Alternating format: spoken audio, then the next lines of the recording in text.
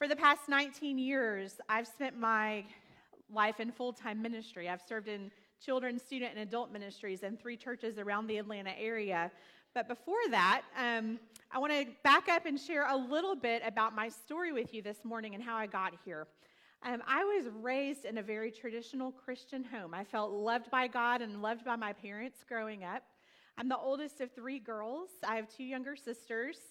And I was born in Little Rock, Arkansas, lived there until I was 9, and then my dad's job with the airlines took us to Minneapolis for 5 years. It was frigid, and my parents weren't so keen on the snow and the ice for 9 months out of the year, and so we ended up moving to the Atlanta area. My dad put in for a lateral transfer and just retired from Delta Airlines a couple of years ago. But when we were brought to Georgia, we lived in Fayetteville. I went to Fayette County High School. My home church there is New Hope Baptist Church, and that church is where I really came to know Jesus for the very first time. It was at a youth camp between 9th and 10th grade that I really came face to face with the Lord and experienced Him for the very first time. And then I felt called into full-time ministry a couple of years later when I was in high school, but I also had this other love. I had taken this broadcasting class as a high school student, and my teacher was really serious about it, and she was also an amazing teacher. And so I had the opportunity to go to workshops at the University of Georgia and also to shadow some of her former students at CNN. And so I had the opportunity as a high school student to experience all of that, and even at my home church, worked behind the scenes with the tech guys as well. So got a lot of exposure along the way to that, and even though I felt called into ministry, I didn't know what it looked like at the time. And so I just prayed about it and felt the Lord leading me to go to the University of Georgia. And I pursued a degree in broadcast journalism. My senior year of college, at the very end of my senior year, God led me back home to my home church to participate in what's called a Disciple Now weekend. I don't know if any of you are familiar with those, but it's a student retreat weekend, and churches all around the country do them, and they bring in college students to help lead them. And so that weekend, I was there as a college student, and I was leading a group of 10th grade girls, and I'll never forget that Saturday night being down front with those girls and casting crowns here from Georgia was actually our worship band that weekend. And that Saturday night, I had a very pivotal moment in my life when Casting Crowns was leading worship. They played this song, The Voice of Truth. And in that moment, I knew God was calling me to listen to His voice of truth.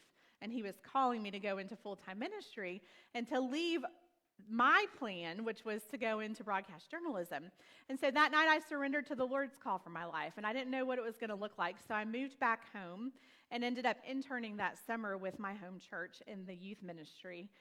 And on June 20th of 2004, I had just gotten back from a summer camp trip with the youth group, and I was in my room unpacking when my mom came upstairs and lightly knocked on my bedroom door. And when I opened the door, she had this expression on her face that I couldn't quite read. And I looked at her confused, and she said, "What are you doing today, Lauren?" And I said, "Well, just unpacking and doing some laundry." "Why?" And she said, "I need to talk to you." So she walked into my bedroom, and she closed the door, and she sat down on my bed, and her eyes immediately flooded with tears.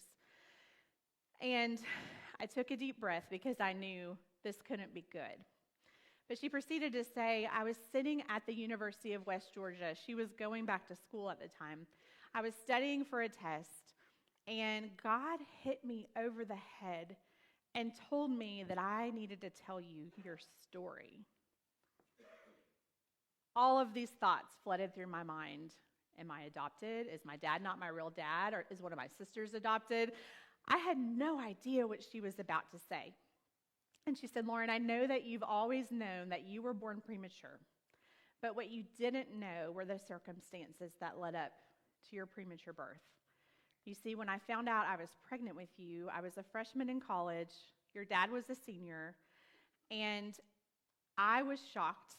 I was at the University of Arkansas on a full-ride academic scholarship, and I didn't want anything to come between me and my plan to go to law school. So immediately when I found out I was pregnant with you, all I could see was my plans being shattered, and I wanted to have an abortion. Wow. An abortion? It was like the air was sucked out of my bedroom, and I was watching a scene from a movie unfold that didn't quite feel real.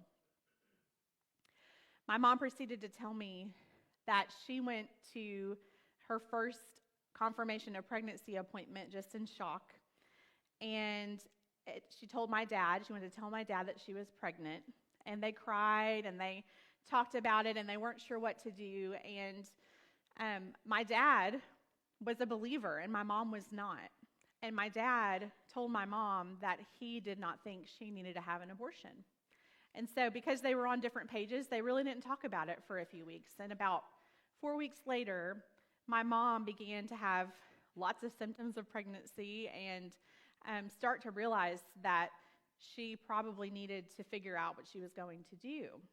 And what another thing that added to the complication of everything that was going on in her life was that her younger sister, who was 15 years old at the time, had just given birth the month before to a baby girl, and she also got pregnant as a teenager, and her dad kicked her out of the house because she wouldn't have an abortion. And so that added to my mom's just confusion about what to do. So they sat on it for about a month. They got busy with their studies. They didn't talk about it very much. And then about a month later, my mom knocked on my dad's apartment door again to tell him that her plan was to have an abortion. My dad was beside himself. He begged her and pleaded with her not to make this decision. But my mom couldn't see anything past her circumstances. She was overwhelmed. She didn't feel like she had support. She didn't know what else to do. And everyone in her life was telling her to just, quote, get rid of the problem, that this was the easy answer. And so she made an appointment at the closest abortion clinic to her college dorm, which was in Tulsa, Oklahoma. She got a friend to take her to this abortion clinic, and as they drove there, they went to the address that was in the phone book. When they got to the address, they realized that the clinic doors had been closed and that the clinic had moved across town to the other side of town. They found a payphone. They called the abortion clinic, and they told them that she wouldn't make it in time for her appointment, whatever the window was that they gave her, and that they were going to have to reschedule. So she rescheduled the appointment. She went back the next day with her friend, and they led them into an ultrasound room where they did a sonogram and determined that she was just over 13 weeks pregnant. And in Oklahoma at the time, they only did abortions up to 12 weeks. So she had just missed the window to be able to have that ultrasound procedure. So she went back to the University of Arkansas, very determined, found out about a clinic in Little Rock, Arkansas that did abortions up to 15 weeks, and again made an appointment to have an abortion. She was supposed to drive to that abortion clinic with a friend, and my dad was to take her to the friend's house. And as they drove through the mountains of northern Arkansas on their way to this friend's house, my dad laid his hand on my mom's stomach as she slept in the front seat of the car, and my dad pleaded with God to please intervene. And so as they drove around the mountains of northern Arkansas, my dad says that there was a cloud of fog like nothing he has ever seen before in his life that just sat in the road in front of them. My dad couldn't see the hood ornament on the front of his car, much less anything past his car. And driving in the mountains, as you can imagine, with fog is pretty dangerous. And so he slowed down and he started to debate on what to do. And as they drove, the fog just got thicker and thicker, and my dad could see less and less. And so my mom woke up to my dad saying, we can't keep going. We need to turn around. Well, my mom was determined to get to this appointment. And so she kept pleading with him to keep driving. Well, my dad couldn't. He continued and he couldn't drive, so he turned around. So they went back to the University of Arkansas, and she made yet another appointment at this clinic in Little Rock. This time her friend came to pick her up, and they drove to the clinic in Little Rock. And when they got there, they found themselves in that same tiny, familiar ultrasound room where they measured the head circumference of the baby that was inside of her. Now, keep in mind, it had been 2 days since she had been to Tulsa, and this time, my measurements indicated that I was 15.3 weeks gestation, rather than the 13 weeks that they had measured me at before. And this particular clinic only did abortions up to 15 weeks, and so she was too far along, and they, again, wouldn't go through with the abortion. My mom proceeded to have a little bit of a breakdown in the abortion clinic, and the nurses comforted her, and they assured her that they were going to help. So they gave her the address to a clinic in Dallas, Texas, that did abortions up to 20 weeks. My mom proceeded to make an appointment less than a week later at this abortion clinic in Dallas, Texas. Another friend took her to the clinic, and they ended up staying with the friend's sister and her husband, who actually ended up being about the same number of weeks pregnant that my mom was at the time. And the sister was pleading with her friend and asking her to please have my mom reconsider, because she said, I don't know if your friend knows this or not, but like she may be feeling like she has gas bubbles in her stomach, but it's actually the baby kicking. She's far enough along to be able to feel the baby kicking. Well, my mom had no education whatsoever on what was going on inside of her, and she did feel those gas bubbles.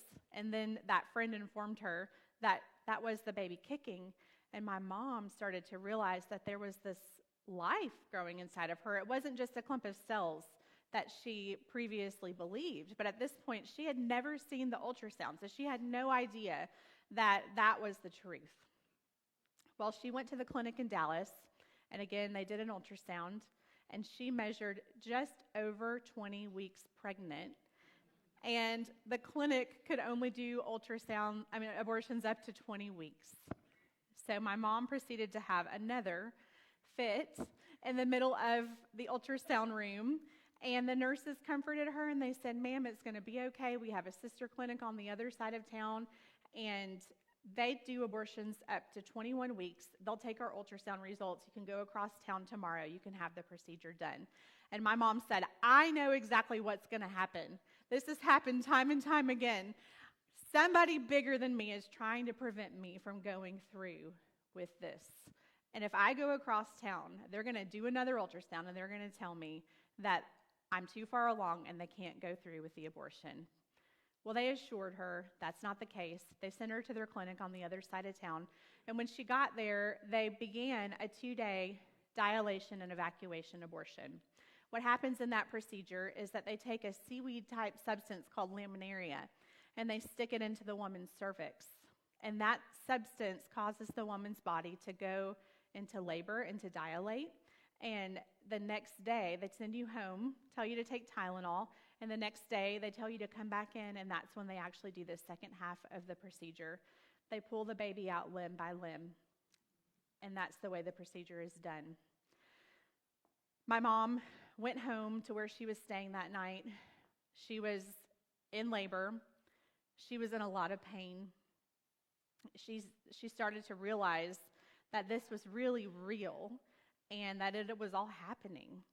And about midnight that night, she got a phone call from my dad. My dad hadn't really been talking to her since she stormed away from his apartment at the University of Arkansas. But he had been keeping up with her through her friends, and so he knew where she was staying. And he said that night he had been praying, and God had told him to call her. He asked if he could pray with my mom, and my mom reluctantly agreed. But she was in so much pain, and she was so miserable at that point, she just wanted the phone call to end, so she just let him do it. And my dad prayed, and God was at work in my mom's heart.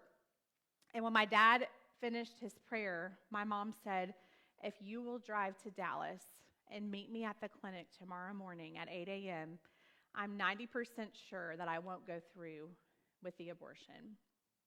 Well, there was one problem with that. My dad would have loved to drive there, but he was a college student with no money. He didn't have a way to get there, and he had no gas money to get there. And so the only thing that he knew to do, he knew he couldn't ask his parents for help. He knew that there was one person he could ask, and that was the youth director at his church, a lady named Jana. So he drove to Bill and Jana's house really, really late at night. And Jana was a night owl, and she happened to still be awake. And Jana welcomed my dad in. She had no idea about my mom's pregnancy, and she had never met my mom before. But when my dad came to her door, Jana knew something was wrong, so she invited him inside. And my dad told Jana what was going on. Jana got on her knees and asked God, Lord, if it's your will for us to help William and Karen, would you please make it clear through my husband, Bill, who, by the way, was sleeping in their bedroom. Jana went into their bedroom and woke Bill up and told Bill what was going on. And Bill handed my dad his credit card with the words, William, drive to Dallas and save your baby. Do whatever it takes. And not only that, but Jana looked at my dad and said, William, the Lord told me to allow Karen to stay here. Whatever she needs, our home is open. My dad took off at 4 o'clock in the morning to Dallas, Texas. He got to the abortion clinic a few minutes after 8 o'clock, which was when my mom's appointment started. He was pacing the halls. They wouldn't give him any information, and he was stressing and he was praying, God, we haven't come this far. Please don't let her be back there. Please don't let her be going through with it. And as he turned around, the elevator doors opened in front of him, and my mom was standing there. She had overslept, and she was late. So he hugged her. They went into the clinic. They told the staff what was going on and that she was planning to not go through with the abortion procedure. And they ushered them quickly into the back because, of course, they didn't want them to influence anyone else's opinion about what was going on, and they didn't want them to hear them talking about it in the waiting room. So they went in, they told the abortionist that they weren't going to go through with the procedure, and the abortionist told them of all the risks they were taking because, you see, her cervix was 100% dilated. She was totally ready to give birth. There were a lot of infections that could take place. There were risks to the baby growing inside of her. My mom looked at the abortionist and she said, I'm willing to take the risk. So his advice was for them to drive back home, for her to be on bed rest, for her to lie in the back seat of the car and to put her feet up on the back door so that the baby literally would not fall out. Those were the words that he told my mom. My dad, thankfully, had already contacted a pro-life OBGYN in the Little Rock area, and the OBGYN had agreed to see my mom. So they drove back to Little Rock. They went to Bill and Jana's house, and as they were driving back, my mom started unpacking for my dad the story, everything that had happened along the way, all of the roadblocks that she had faced, and all of the miracles that God had done along the way. You see, my mom wasn't a believer, but she did see that somebody bigger than her was trying to prevent her from going through with her plan. And as they talked about it on the way back, my dad looked at my mom and smiled and said, I know who was trying to prevent you from going through with your plan. It was God. You see, every time you were going to an abortion clinic, I was keeping up with you through your friends. And I knew where you were going. And at every clinic, I was on my knees praying that God would intervene. I had all the students at school praying, all the Christians I knew praying, everybody at my church praying that God would intervene. And when you went to the first clinic in Tulsa, I prayed that God would close the clinic doors. And he did. They had moved to the other side of town. When you went to the second clinic in Little Rock, I prayed that the ultrasound machine would malfunction. And in 2 days, she went from being 13 weeks to 15.3 weeks pregnant. In the third clinic in Dallas, Texas, I prayed that you wouldn't have enough money. And you see, when she went from Little Rock to Dallas, she actually, the cost of the procedure went way up because it was a 2-day D&E abortion procedure. And so when she was in Dallas, the part I didn't tell you about the story was that she actually had to ask her mom for money in order to have enough money to go through with the second half of the procedure. My mom's mom had been in a tragic car accident when my mom was a child and was in a coma for 3 months and had severe brain damage. And when my mom's mom sent her the check in the mail, she overnighted it to Dallas at the address she was staying. And instead of writing the check for, let's say, $200, she wrote it for $2. And my mom had to spend all night trying to erase it and figure out how to forge it and she couldn't do it, and so she was delayed in going to her ultrasound appointment to begin with. So miracle after miracle, the fog in the mountains, all the miracles that God did. And on top of that, when they got to the pro-life doctor in Little Rock, he looked at her and he said, I don't know how this has happened. I don't know how this is possible, but your cervix is 100% closed. It is no longer dilated. Miracle after miracle after miracle. My mom ended up staying with Bill and Jana for a couple of months. She got a job at Target, and the day she bought her first pair of maternity jeans, she had a really athletic build, and so she didn't show very early. That night, my mom woke up in the middle of the night and knew something was wrong. She was in labor. They rushed to the hospital, and when they got there, the doctor told her that there was nothing that they could do to stop the labor, and that there was only a 5% chance that this baby would even survive because of all the complications that had taken place. And if this baby did survive, there was a very small chance that it would be born healthy. My dad and Jana were in the room as my mom was in labor and delivering, and they prayed. Jana says that she was actually so distraught and just on her knees crying out to God that the nurses actually thought she was going to have a nervous breakdown. But she was praying and pleading with God that he would intervene. And God, oh God, we didn't come this far. Please save this baby's life. Well, on July 26, 1982, at 8:23 a.m., I was born, weighing in at 2 pounds, 6 ounces. You can see on the far right, my tiny body. That was after I could be held, so that was a few weeks into me being in the NICU.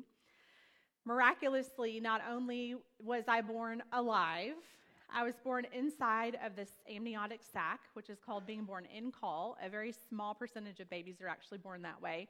But I look at that and see that as another sign of God's protection over my life. But you see, my mom still had to make a decision about what to do. And she had actually been talking with Jana and Bill and my dad about her plan. My mom and dad were on very different pages, and they would stay up late into the night talking with Bill and Jana. My mom wanted to give me up for adoption. My dad wanted to keep me, but he didn't have a real plan about what that would look like. No intention of marrying my mom, no intention of, getting a job. He was still in school.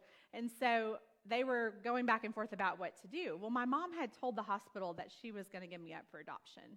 And my mom was not supposed to see me. But my dad rushed with the nurse to the NICU.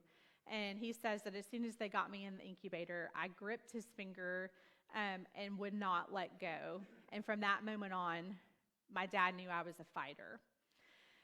My mom didn't want to see me. But in a moment of weakness, after everybody was gone, later after I was born, a nurse came in and asked my mom if she wanted to go up to the NICU, and my mom said yes. When my mom saw my tiny, helpless 2 pound, 6 ounce body, she looked at me and burst into tears and knew that she had to keep me. So, Jana, with my mom, continued to go back and forth to the hospital every day and visit me. And Jana was actually considered, even though she was just 32 years old, she became an adoptive grandparent.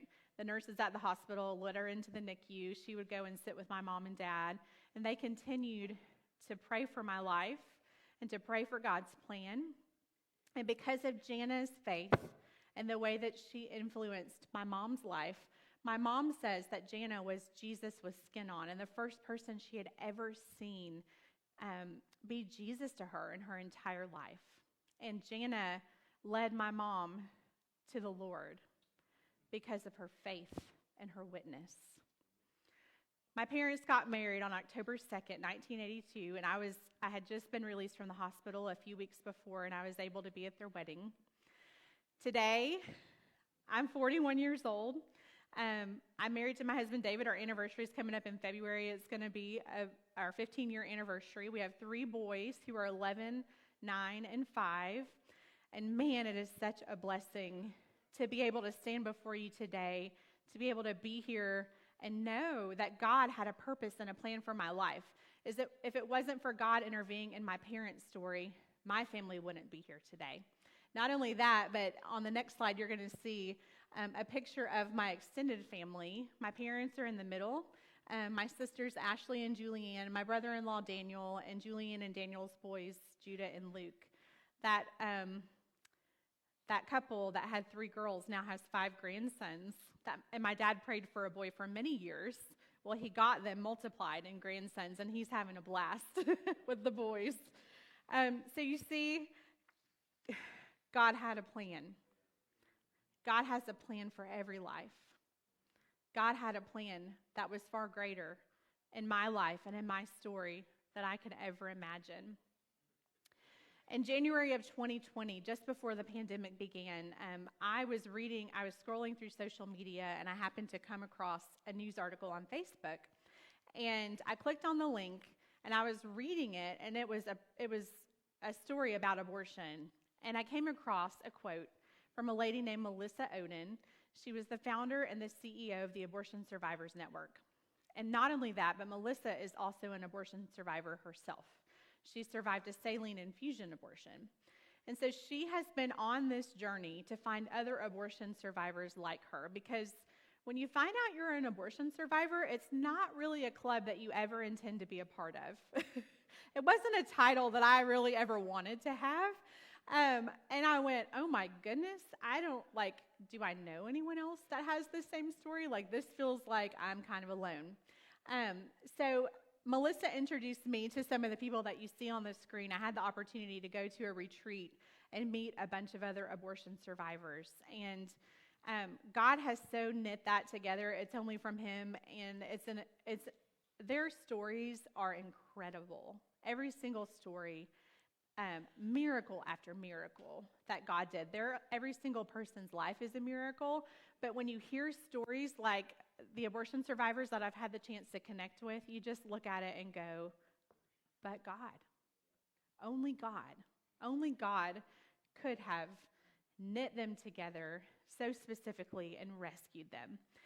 So since then, I've had the opportunity to share my story, to go through speakers training with the Abortion Survivor Network, and to share my story. I just got back from the March for Life in D.C., which was incredible, and some of my abortion survivor family were there with me, and we got to march together.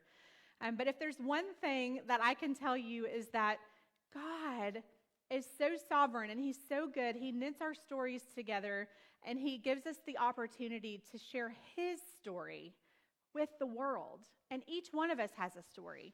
Each one of us is not an accident. Each one of us is a part of His plan. We are one piece of the puzzle that God sees, that billion-piece puzzle that He sees, and we are one small piece of His big plan. I thank God for Bill and Jana. I thank God for the fact that they were willing to say yes to God. They were a part of His grand story, of His plan for my life. If Jana did not say yes to God, if Bill did not say yes to God, then I probably would not be here today. My boys would not be here today. So do you see what saying yes to God does? Sometimes we don't see why God is asking us to be obedient to Him, but later on, we see the answer. In July, I felt God calling me to step down after having been in full-time ministry for the past 19 years to share my story full-time. It was a little bit scary to do that and to put myself out there. But Abortion Survivors Network asked my mom and Jana and I to all fly to Minneapolis and to share our story together. Now, let me tell you, it's been a journey for my mom. I knew when I was 21 and my mom told me my story that I was called to share it. But my mom wasn't ready. And so for about 15 of those 20 years that have passed, I hadn't shared my story with many people. And I waited patiently for God to allow my mom to go through the healing that she needed. So when I asked my mom if she would fly to Minneapolis with me and share our story together, it took a bunch more miracles that I don't have time to tell you about today. But again, God intervened. And Jana and my mom and I were able to share our story together. And it's all because my mom was willing to say yes to God. Now, y'all can pray for her, because We've been asked since then to share our story together in places like this, and my mom is still terrified. And so I have no doubt that God is still at work, and my mom is going to be obedient to him. But sometimes that healing takes time. You know, sometimes in our stories, we face guilt and shame. We make decisions that we aren't proud of. And we make choices that we don't want to tell the world about. But sometimes that test that we've been through becomes our testimony. And in my life and in my mom's life, the trials that my mom went through and the circumstances that she faced have become a testimony to the goodness of God. So, today I stand before you today, church, and I just want to tell you that our God is a God of hope. No matter what you've been through, no matter what you've faced, no matter your story, our God is the God of hope. Our God is the God of redemption. He redeemed us through Jesus on the cross. He saved us. He gave us new life. He gave us eternal life. And he's given us the opportunity to be his hope to the world. So sharing our stories allows us to share what God has done with the world and to glorify him. And God also calls us to be a part of his story. Sometimes it's easy for us to sit on the church pews and to hear somebody like me or your pastors stand up and, oh, they're called into ministry, so this is easy for them to do. But it's everyday people that God calls to do extraordinary things, right? He doesn't just call people into full-time ministry. He calls us to be his witnesses wherever we go. And so God invites you today to be a part of the story. He invites you today to be like Bill and Jana, to be the one who will share Jesus with a pregnant teenage girl who feels like she has no hope. She has no plan. She has no idea what to do. Will you be the one like my dad who got on his knees and prayed and asked God to intervene and was faithful to pray and to fight for my life? Will you be the one like the nurses in the hospital who loved on my parents and loved on me and knit together baby doll patterns, because there were no preemie clothes back then. They would knit together clothes for me to wear in the incubator. God wants to use each of us, and he invites you today to be a part of his story. Yes, God did miracles to save my life, but every life is a miracle. You are a miracle sitting right where you are, and we're all living proof that our God is faithful.